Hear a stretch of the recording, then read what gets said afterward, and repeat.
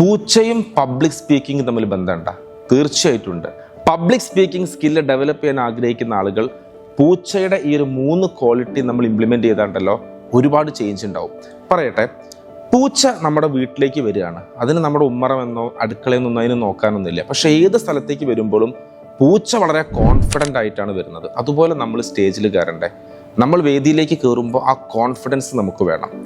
ഇനി നമ്മുടെ വീട്ടിലേക്ക് പൂച്ച വരുന്ന സമയത്ത് പൂച്ച ഭയങ്കര ഒബ്സർവറാണ്. പൂച്ച ആരെങ്കിലും പൂച്ച എറിയുന്നുണ്ടോ, പൂച്ചയെ കല്ലെടുത്തെറിയോ, പൂച്ച അടിക്കുമോ എന്നൊക്കെയുള്ള ഭയങ്കര അറ്റൻഷൻ ആർക്കുണ്ട്? പൂച്ചയ്ക്കുണ്ട്. നമ്മളെപ്പോഴും വീഡിയോസൊക്കെ കാണാറില്ലേ, പൂച്ചയും പാമ്പും തമ്മിൽ തല്ലിവിടുന്നത്? ഭയങ്കര റിയാക്ഷൻ, അറ്റൻഷൻ പവറാണ്. തീർച്ചയായിട്ടും ഒരു പബ്ലിക് സ്പീക്കർക്ക് വേദിയിലുള്ള ആളുകളുടെ മനസ്സ് മാറുന്നത്, അവരുടെ ചിന്തകൾ മാറുന്നതൊക്കെ ശരിക്കും ചിന്തിക്കാനും ഒബ്സർവ് ചെയ്യാനും പറ്റണം.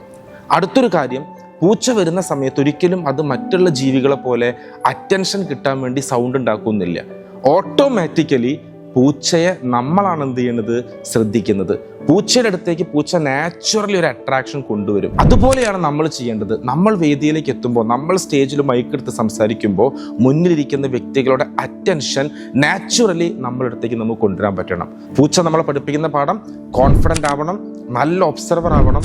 അതുപോലെ തന്നെ ഓഡിയൻസിൻ്റെ അല്ലെങ്കിൽ ആളുകളുടെ അട്രാക്ഷൻ നമ്മളിലേക്ക് നാച്ചുറലായി നമുക്ക് എത്തിക്കാനും കഴിയണം. Thank you so much.